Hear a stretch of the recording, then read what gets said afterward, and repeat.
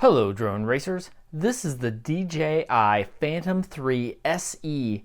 This is actually my very first DJI drone. I've looked at them in the past but have never been able to pull the trigger because of price mostly, but now this one is a 4-kilometer range 4K drone for about $600 retail, and you can get coupons sometimes to get it a lot less than that. I've actually been playing with it the last couple of days so I can get a good sense of what it will do for you. So in this review, I'm going to look at this as a DJI camera drone newbie. This is the first one I've ever used. I can't help but compare it a little bit with some of the other drones that I've done, but this is not a flat out comparison. I'm looking at just this drone for the sake of the features of this drone. Later in other reviews, I'm sure we'll do shootouts and comparisons and decisions on which one you should get, but for today we're just looking at this drone.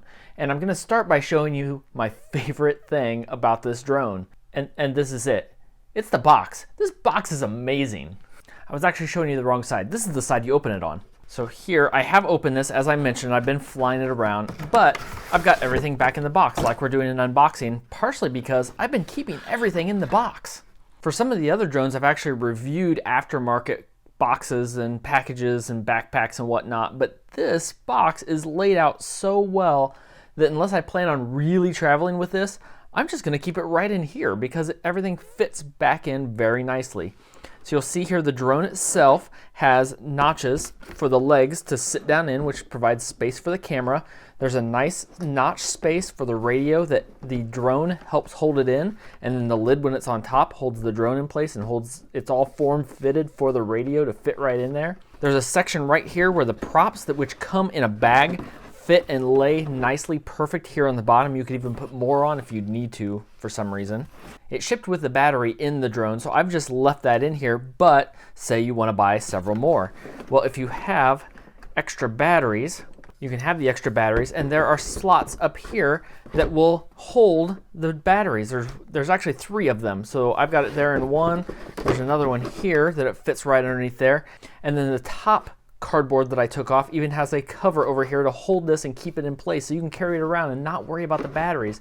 This box is laid out really well. I've actually used them. I've got my charger up in here that we'll take a look at in a minute, and there's a path through to hold all the cables, and they fit in there really nicely.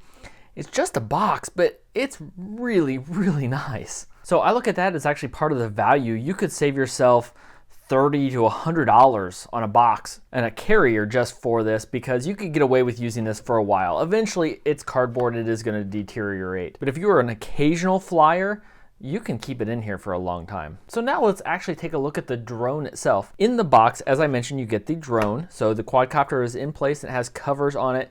You get the radio. Inside the drone is the battery itself. You get some props, which come in this really nice little velvet bag, or at least they're made to be stored in there. I don't remember if they were in there or not. You do get a USB cable that is used for charging the radio. We'll look at that in a little bit.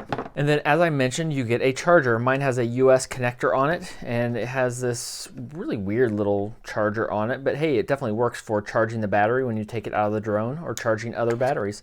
So you also got some manuals and some safety guides and some things like that, and they were all in Chinese. At least the one I got, they were all in Chinese. Thankfully, DJI is really well organized, and I just went to the website. I'll try and remember and link that down below, and all the manuals and the quick start guides and everything that you need are there. That's what I used to get this going. The rest of it I just threw away. So some things about the drone itself. It is a true X, so everything comes with this shape. These do have outrunner brushless motors, at least that's what we used to call them. There are optics on the bottom of it, so it has both sonar and optics for both indoor flight assistance and then low-level hovering to keep everything in place. The battery is a squeeze and remove type, but does have its own indicator. Reading the manual, one of the things I saw that I really liked, I am a big advocate of keeping everything at storage voltage all the time. And these will automatically put themselves at storage voltage if you don't use them.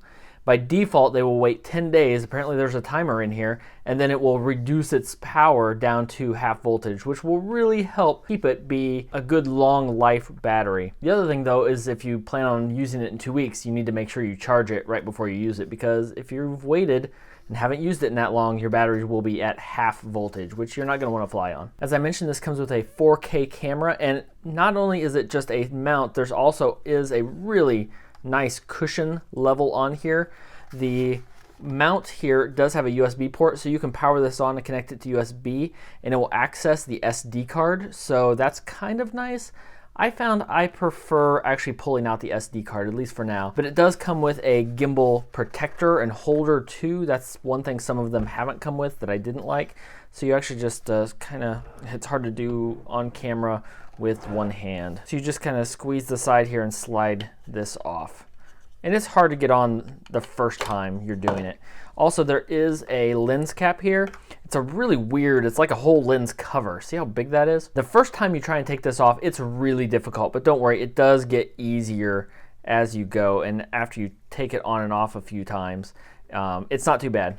So then here, once the camera's in place, you can get to the SD card slot really easy. I have a SanDisk Extreme card here that I've got in it to make sure I can properly write 4K. You are gonna need a really good card. But this is here so the camera doesn't flop around while you've got it in storage while you're carrying it. You don't end up breaking it. So I do appreciate that it comes with this. Just have to remember to take it off before you fly. There are some other buttons and ports and things that you don't really need unless something goes wrong. So I'm not gonna cover those right now. This is just getting the basics in place. In the box, you get 2 sets of props, and then there are silver props and black props. And you can tell on the top of the motors which ones I use. This is just a flat silver, and you'll see the black dot here. You should be able to see that. And they do spin on different directions is the deal here. So that is the wrong way, and there you spin it on that way, and it pushes on. And there's a tool that it comes with in order to tighten these down, but I was able to just grab a hold of the motors. On these, the motors have enough surface area, I didn't have any problem grabbing it. Same thing for taking it off. There is a tool to slide in here to grab a hold of the motor better for you to help get a grip on it if you need to, but if you don't, if you've got strong enough fingers, they come off pretty easy too. So they just spin on and off, and the torque from just spinning themselves will keep these on.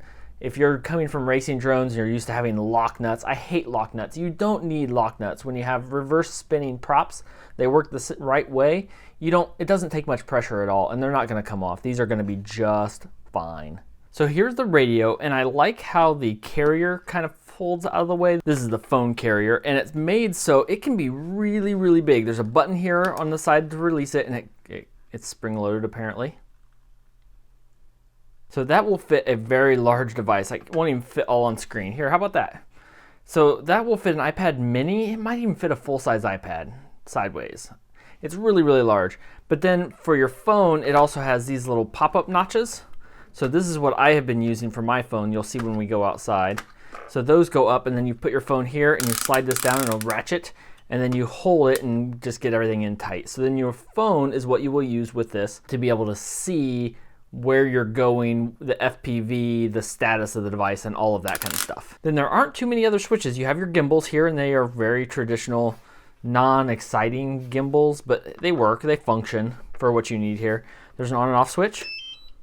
So here, red means I am not connected to a drone, and I've got full power. I just got this off the charger. I have 2 sets of switches. So S1 is how you control your flight modes, and you'll have 3 basic type of flight modes: full GPS, auto level-ish, but not with GPS, and then down we'll do the advanced modes, and we'll take a look at those tomorrow outside. And then you have S2, which basically sets your return to home. You flip that and it will do return to home. There is one knob that you use to control the camera also. And you've got your antenna and handle, and that's it. Straightforward. I'm going to be using an iPhone here to connect and show you some of the settings inside. Because it's freezing outside, I would rather show you these inside, and tomorrow we'll actually look at the flight stuff outside. So here you just connect to this via Wi-Fi. It shows up Phantom 3 SE, and then I'm assuming that's a serial number or something. That will get connected. And this one uses the DJI Go app. I saw a question, does it use the DJI Go 4 app? And the answer is no. This one uses the older, I guess, DJI Go app. So here it'll show me my aircraft status by default. I'm in mode 2.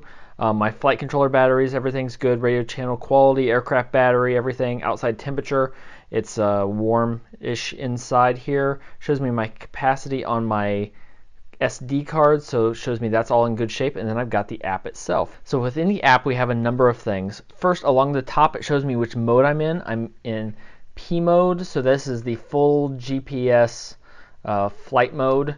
I can turn to attitude mode, which will give me a lot more control and it won't be locked in with the GPS. And then I have, what's the bottom switch? I don't remember what it's called.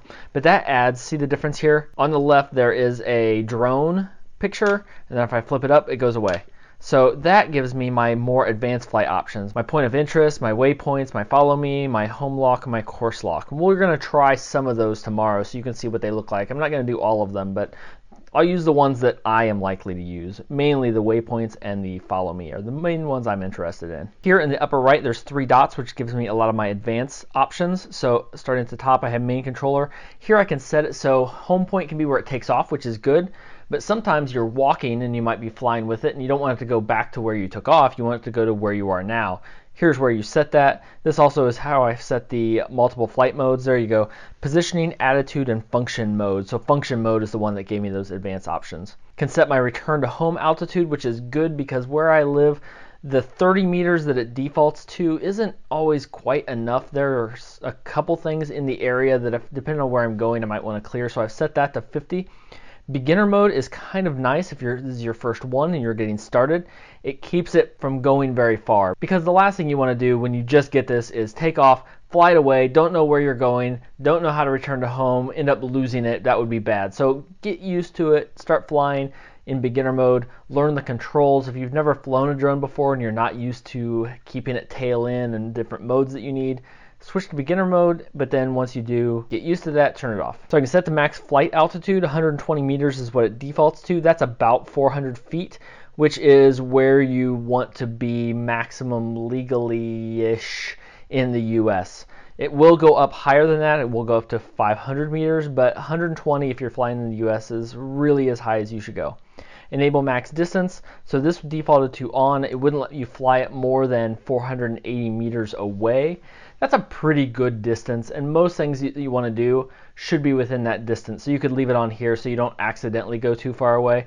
But if you're testing it, say you want to go 1.5 miles, 2.5 miles, and you can somehow maintain line of sight for it in that distance, you can turn this off to try some further distances. Here for you racers, I've got options for like setting my expo, so I can turn my expo up and down. I found it was pretty aggressive already. Sensitivity, so you've got just options. I think this is probably going to be more for the camera people that want to be concerned about keeping everything smooth. You have the gain on and sensors and vision positioning sensors and smart return to home. Here's a good one. On signal loss, return to home options. I can either have it hover, I can have it land, or return to home. Depending on what you're doing, any of those options might be good. Most people, though, I think will default to return to home. Here you can calibrate your radio if you find things that are off, probably doesn't matter. Your Phantom Wi-Fi settings. Here you can see your battery settings, which I found it interesting, and I've seen this with other drones. They overcharge these batteries over the 4.2 volts. So these were probably charged to the HV voltage of 4.35 volts when I first connected it up. I find that fascinating. Here you can set that discharge time that I was talking about, all the way down to 1 day to 10 days. It defaults to 10 days from there.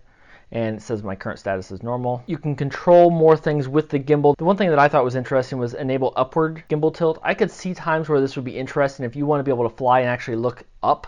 Here, I'll show you what that looks like. So now I've got my gimbal and I can actually look up. So normally you can't do this.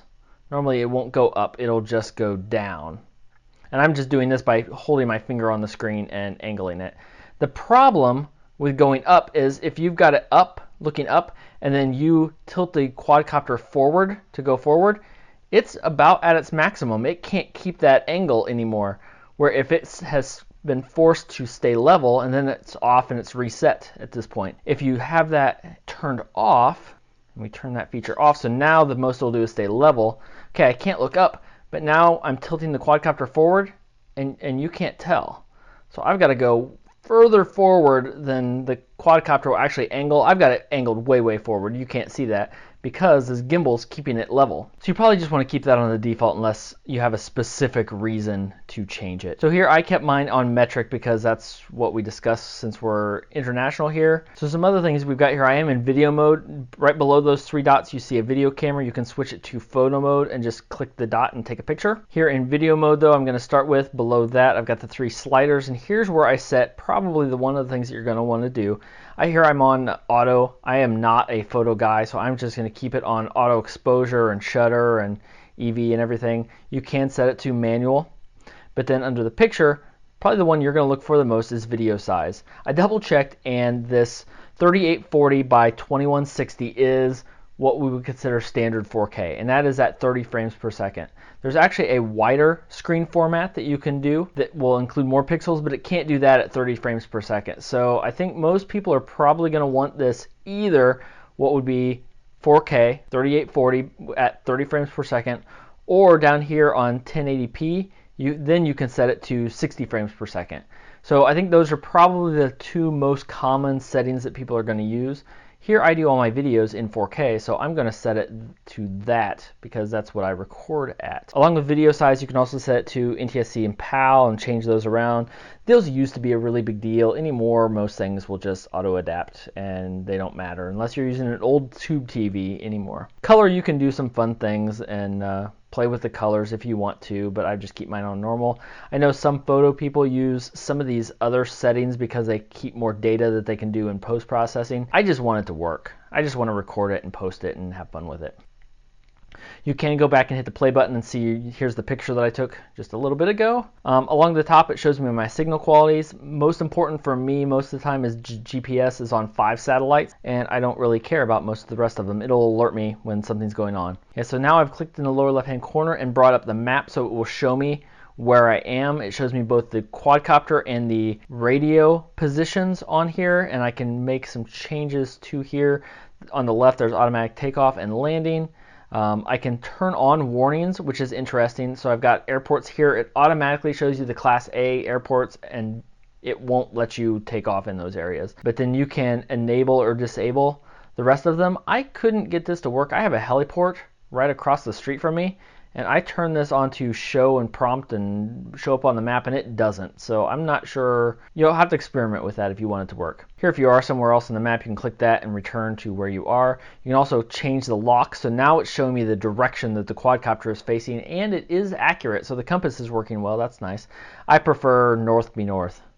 And then you can turn on and off standard satellite hybrid modes. I like to be able to see where the trees are on the map because I will fly 230 meters down to the trees. That's at the end of the golf course. I'll do that a lot, and I need to be able to see those because on the standard map I can't see that. There's trees around here somewhere, I don't know where. So the knob on the radio will turn this down. You can see that's controlling it there. And that's about it. That's all I'm going to show inside. So tomorrow I'm going to suffer out in the cold. It's not going to be too bad. It's going to be about 42 degrees. But it's that time of year, unfortunately. And we will do some more recordings and get some views and see how it actually handles follow me mode and waypoints, because those I think are going to be some of the most interesting results that we get. Okay, I'm outside. I have it X marks the spot for takeoff. We'll see how well it lands if I'm able to take off from here. So to turn it on, you press and then press and hold, and those will go across and it will fire up. The app will then show the camera light will turn green or blue when it's ready to get connected. That's after the radio light turns green, just like that. Now it will connect and we'll see what the camera does. So a couple problems I have here a lot. Not just with this quadcopter. First, I've got no transmission signal. This has happened a number of times for me. It's happened a bunch, so it's been really easy to fix. So I've got no transmission signal. All I have to do is turn the radio off and then back on and then reconnect the software, and it's fixed it every time. Let's see if it does again.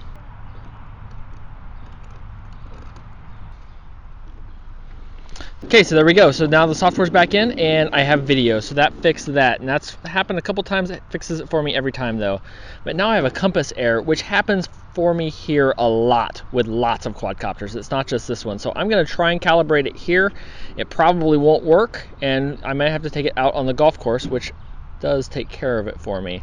So I'm going to click the compass error and it comes up here and has calibrate.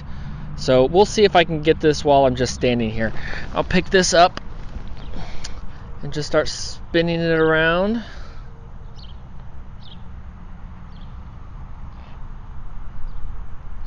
So till lights turn green, there we go. And then turn the camera face down. I've got a helper today. So there we go, I got red lights, that means it's failed. Okay, even just coming out here, now it got rid of my issues. So now I can turn the motors back on, get it up in the air. Now I'm gonna get it off of the golf course and keep going. So we'll just put it there while I walk back to where I wanna fly from. So like I mentioned, I don't hold that one against the quadcopter here because about half of the ones that I have, I can't take off from my driveway with a GPS and a compass in them. It doesn't like my cement. So there we go. So now I'm going to switch the view to camera mode and start recording so we can start getting some video. So that should be in better now. So now we'll start looking at some features. We'll get a place here, and my daughter is going to provide some entertainment for us while we do some recording. So we can test the stability. It's not very windy today, but here we can go. Just one of the common uses for this, for me at least, is going to be just having it sit there and record. So my camera is breaking up with the live stream just a little bit, the HD stream, but the video recording should be good. Now I do notice it's drifting around a little bit, a little more than I would like it to. So I'm curious to see with a comparison of several models later how it compares. It's not bad by any means, but it is moving around and drifting around a little bit. So now what I want to do is do a little bit more of a range test, get some altitude here to make sure I'm above the trees, and go down to my normal haunt here about 215 meters down the fairway. So there the video you can see is nice and live and smooth. This is not something I have been able to do with most of the GPS drones that I've got. So here the video transmission that I'm seeing is nice and smooth. It was.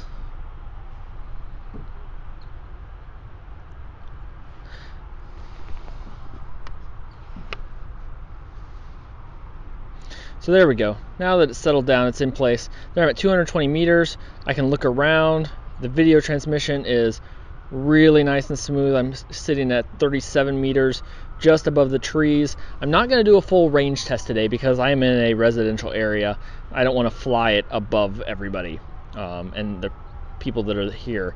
But here is one of the most common uses that I've got. I wish I knew if the golf course was open. I just saw one person go by. I think it's the only person here today. So now I'm going to initiate a return to home. So I'm at 37 meters. I will do this. I'll do it this time with the stick. So I will trigger this here. And then, so what it's doing is returning to home. You'll see it's going up to 50 meters, which is what I have set it to. And then it's going to come back this way. Yes, Evelyn? Can you get the water off the slider? Not right now. I can't after we're done.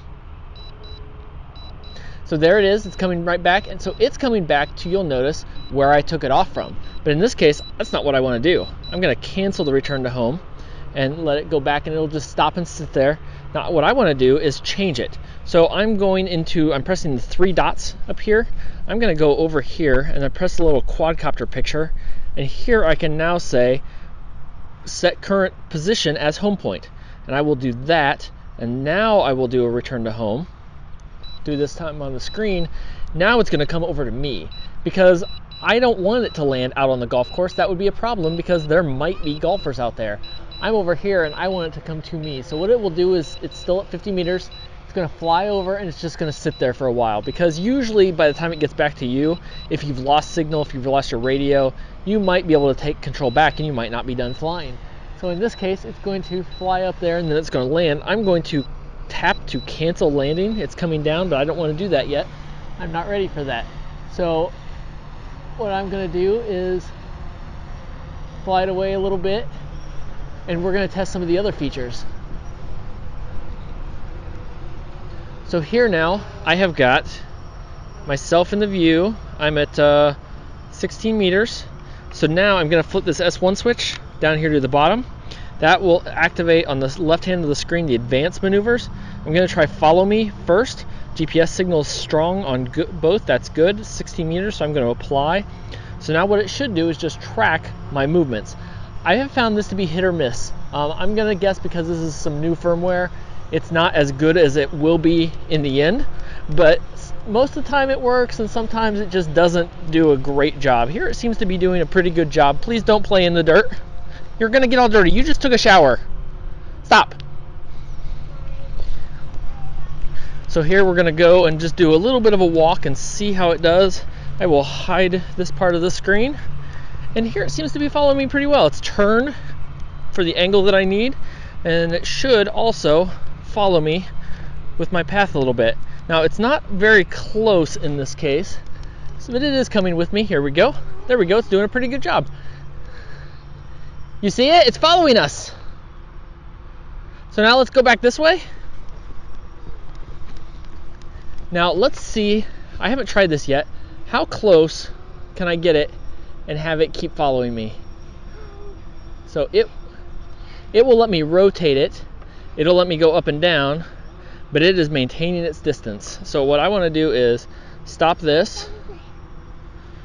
Now I'm going to bring it in closer to about 10 meters, which is supposed to be the limit. 10 meters. There we go.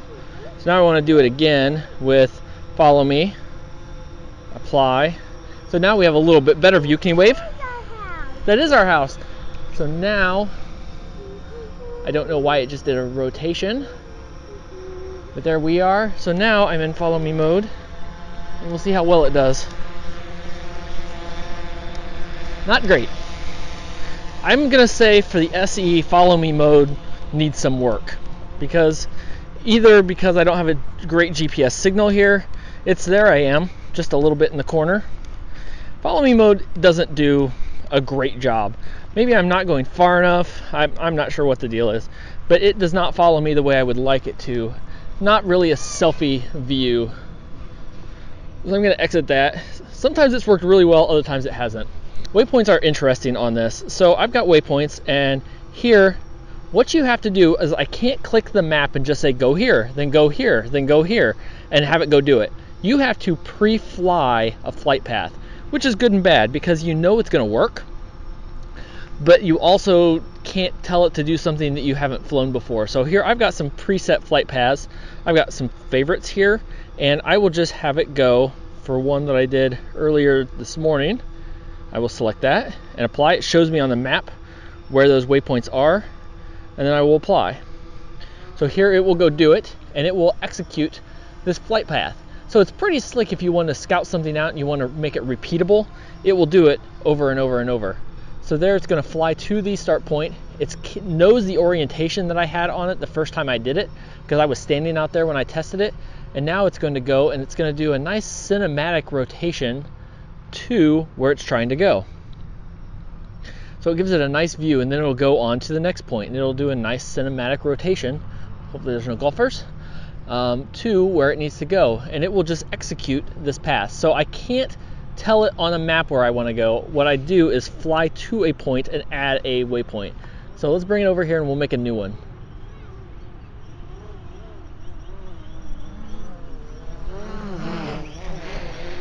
So here I've got the camera down, and I want to do a new waypoint mission, and I want to start here, new mission. I'm going to record this waypoint, and then what I want it to do is go up to my 200 meter mark that I was at. We'll get up to about maximum height. So I want it to go to here. I'm going to record another waypoint, and then I want it to go back here. I'm going to go up just a little bit to the maximum allowed height at 400 feet. Record a point there, and then I'll be done. So now I can make the adjustable heading, wrinkle lock heading, or free heading, and then I can also, when it's complete, tell it to return to home or hover. So in this case, I'm going to tell it to return to home, and then route linked heading, and I'm going to go. And I can actually turn how fast I want it to go. So now it's going to zoom through this at full speed, as fast as it can go. So it's going to come back and get it started first, come back to this waypoint. It's going to remember its heading and come down now. So it's got to come down to where I started. You remember I was much lower when I did this earlier.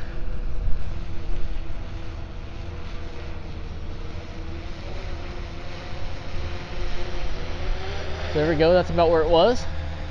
So now with the route linked, it's going to go and redo that mission, and it's going to turn so it's facing where it's headed to that next waypoint. Hopefully goes right to that point, goes to the next point, and then comes back. And I can watch it while it does it. I'm having it do it on full speed so we don't have to sit and wait on it, because you can also do it really slowly if you want to. So that's the maximum height we've got there. Now it's coming back, so it did its rotation, and now it's coming back. And this is one of the things some of the others that I've flown didn't do very well. So now it has completed the waypoint. Now it is beeping, and it is going to return to home.